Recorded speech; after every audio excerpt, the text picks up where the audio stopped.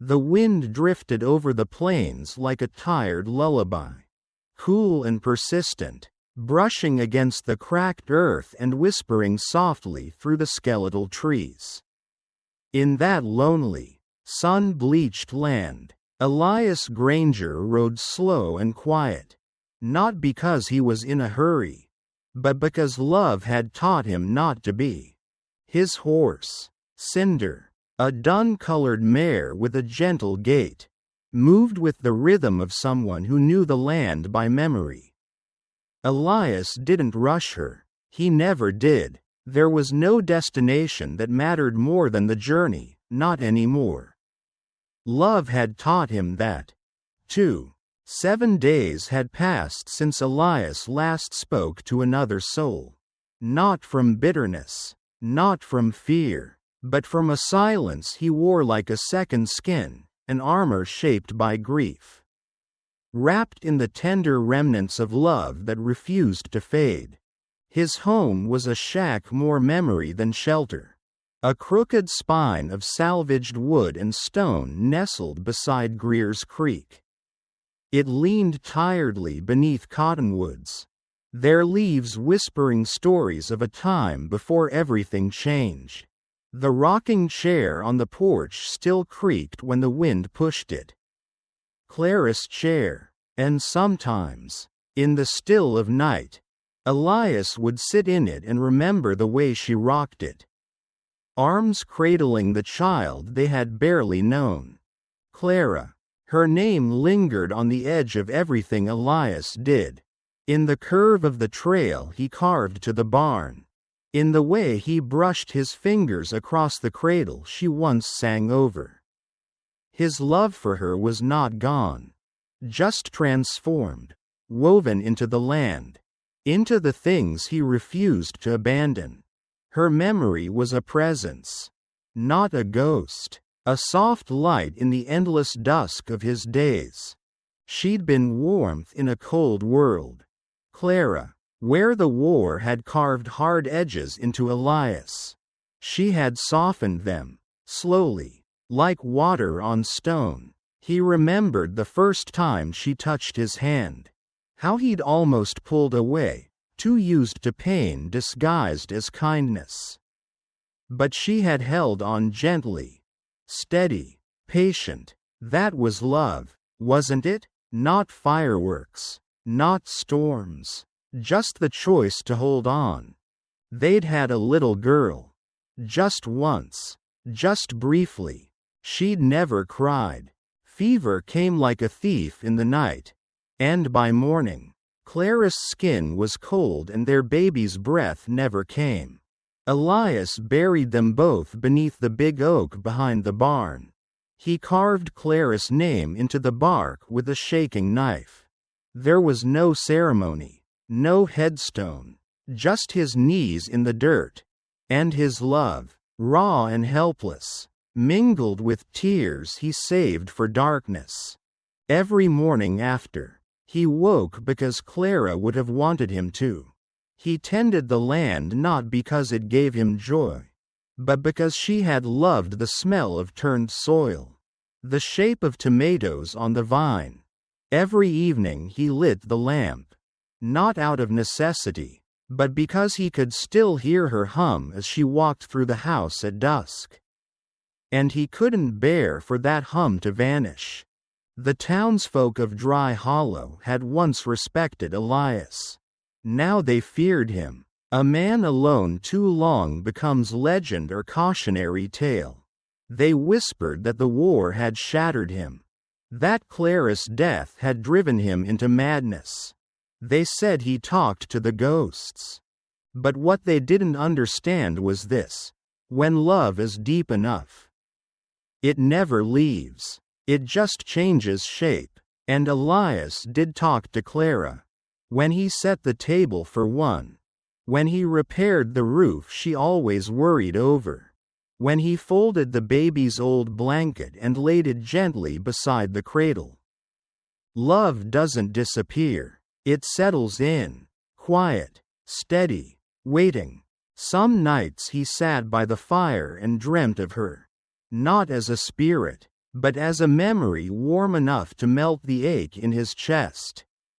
He'd see her in white, spinning barefoot on the porch, laughter rising like song. Sometimes, the baby would be in her arms, eyes bright, hair dark, reaching. He never touched them in those dreams, just watched, because even in his deepest love, he knew they belonged to the past, and he was the keeper of that love in the present. The land was hard, and Elias's face bore its story. Sun-hardened, lined with years, beard gone to gray, but his eyes, once green like spring creek grass, held love still. Dull to strangers, yes, but sharp when they caught the light, like the flicker of something still alive. That morning, as the wind stirred dust and whispers, Elias didn't ride toward Dry Hollow or away. He just rode. Love had no map, no schedule, only a compass that always pointed back to where his heart had once rested, in Clara, in the child they never named. Love lived in that silence, in the slow walk to the creek, in the feel of Cinder's breath, warm and steady against his palm.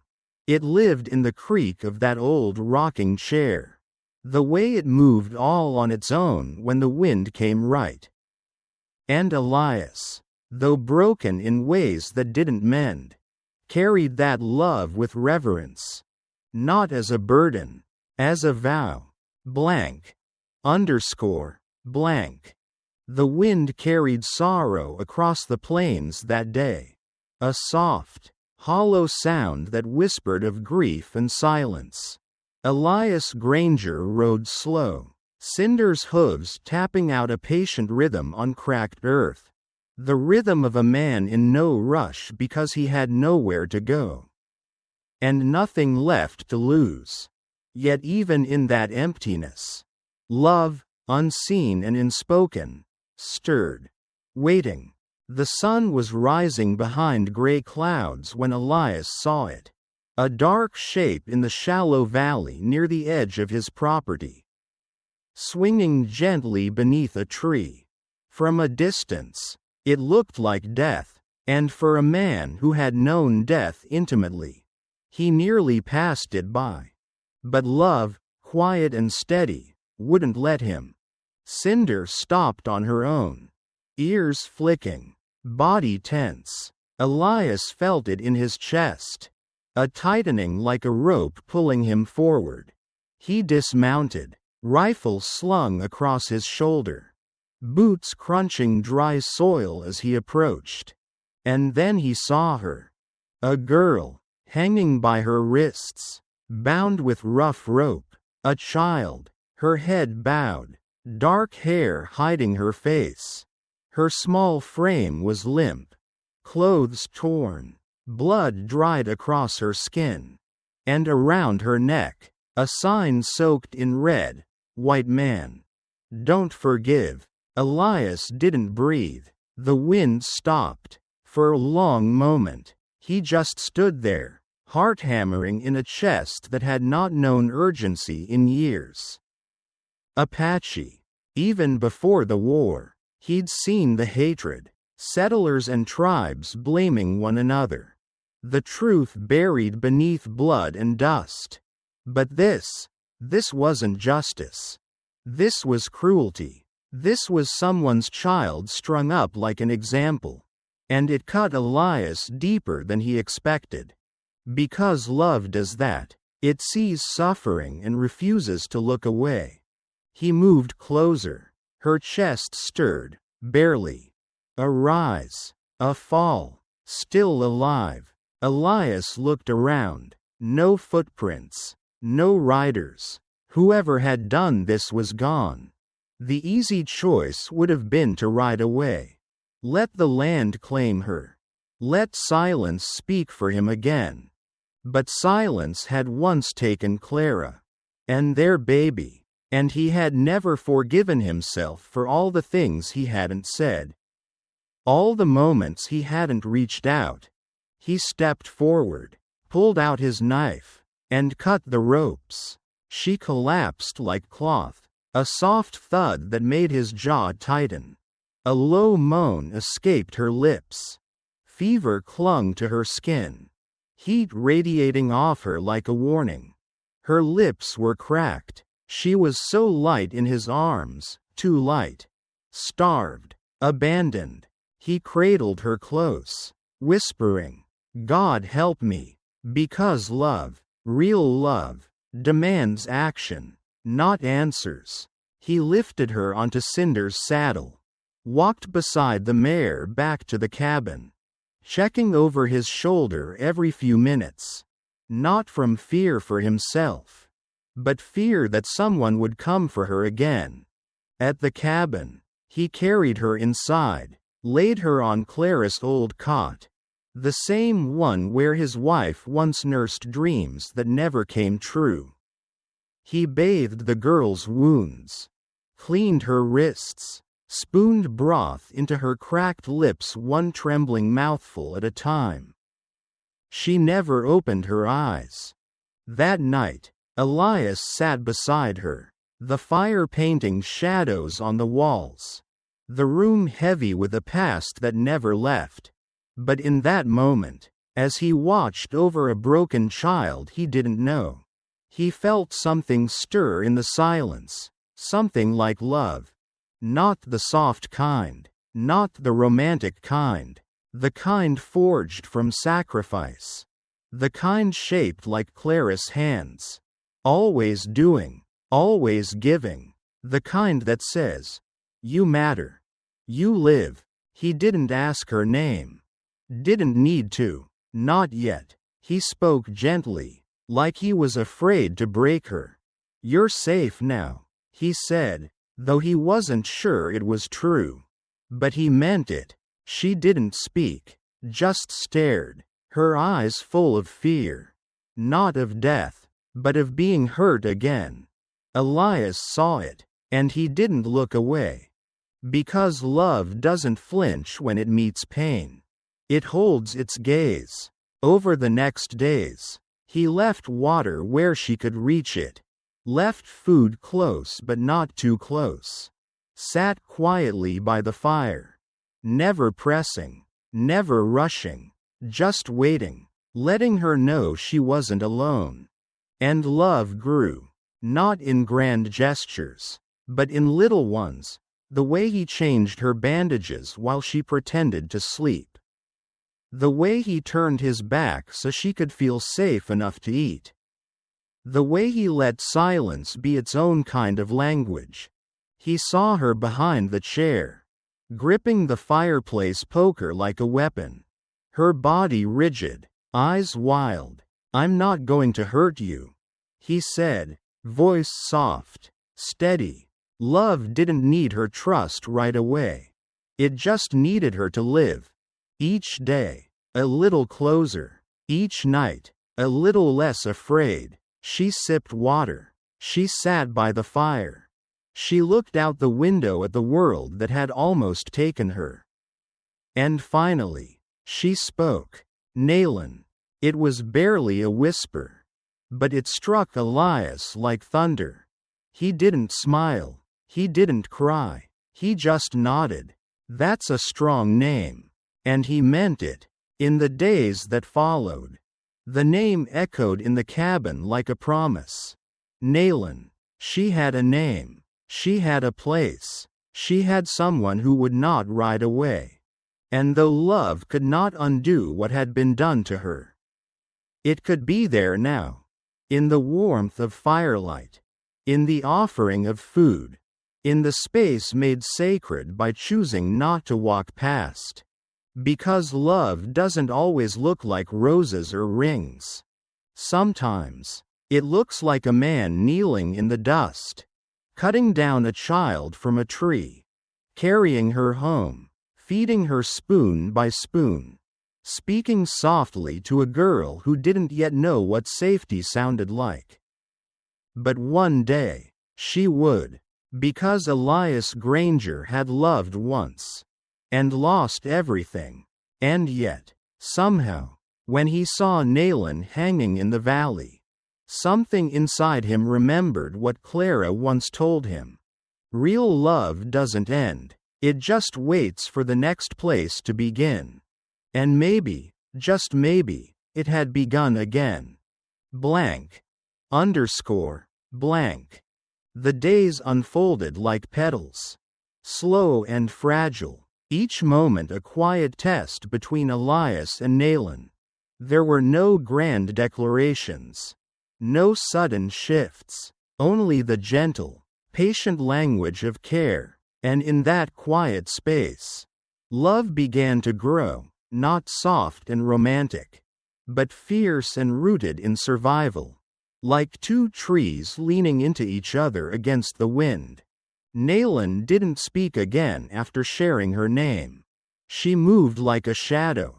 Always watching, always ready to run. Elias never tried to close the distance. He understood fear. He understood how wounds needed room to breathe. And love, he knew now, was not something you pressed into someone's hands. It was something you offered and let them decide to reach for. Each morning, he placed food where she could see it. Never too close. A slice of bread, a bowl of broth, a few pieces of dried fruit. She took it only after he turned away. After enough silence passed to let her decide it was safe. He saw her watching him when she thought he wasn't looking. Saw her eyes follow the way he moved around the cabin. Every step he took, every drawer he opened, every moment he turned his back, it was all a kind of choreography. A dance between broken souls. She never smiled, never softened, but she stayed. And that, Elias knew, was its own kind of love. A hesitant kind, a bruised kind. One morning, while fixing the fence, Elias heard the softest creak from inside.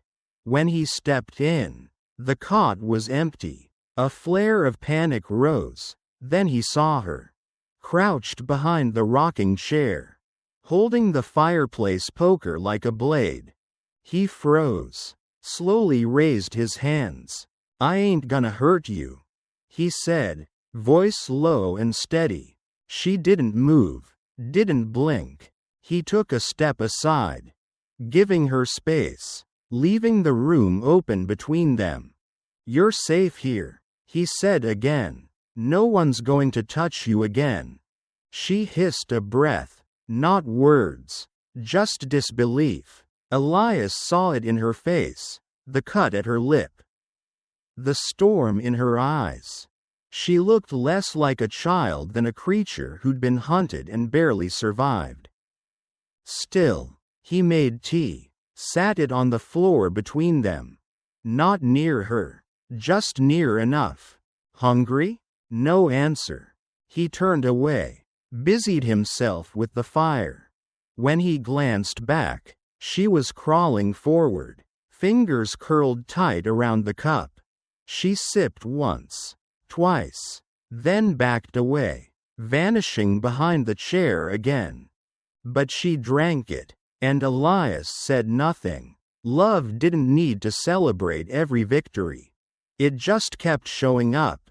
Day after day, this became their rhythm. He would work, she would watch, he would leave food, she would eat. Sometimes he found her asleep in the chair by the fire, arms wrapped around her knees, head tilted toward the flame.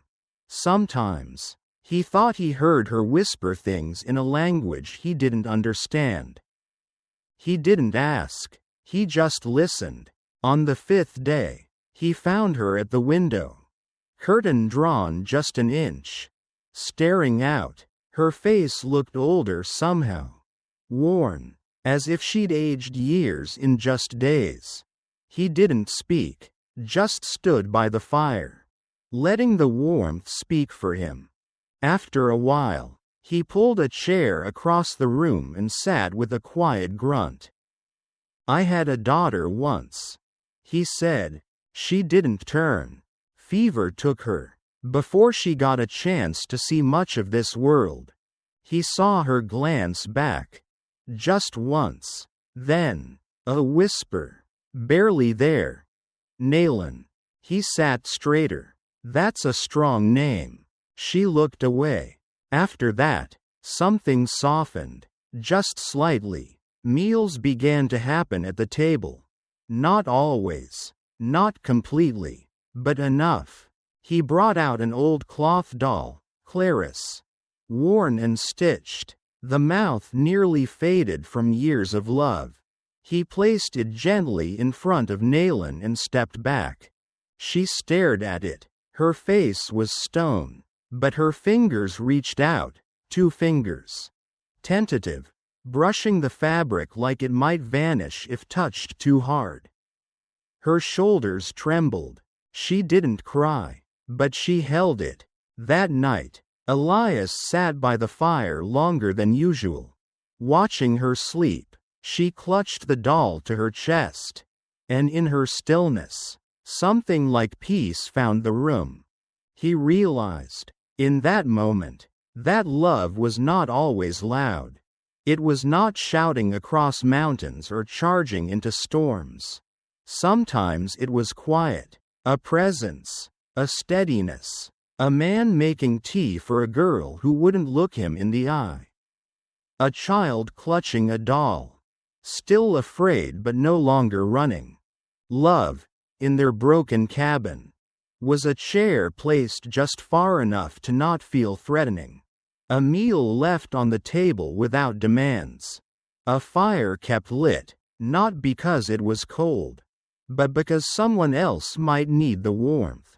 Elias didn't speak much, but he spoke in gestures. And slowly, Naylan began to answer in her own way.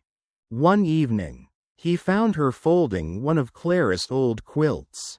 Not perfect, not clean, but she handled it carefully, with respect, as if understanding the weight of what had been lost. He didn't ask why, didn't praise her. He just said, "Thank you." And she nodded. Just once. That was love, too.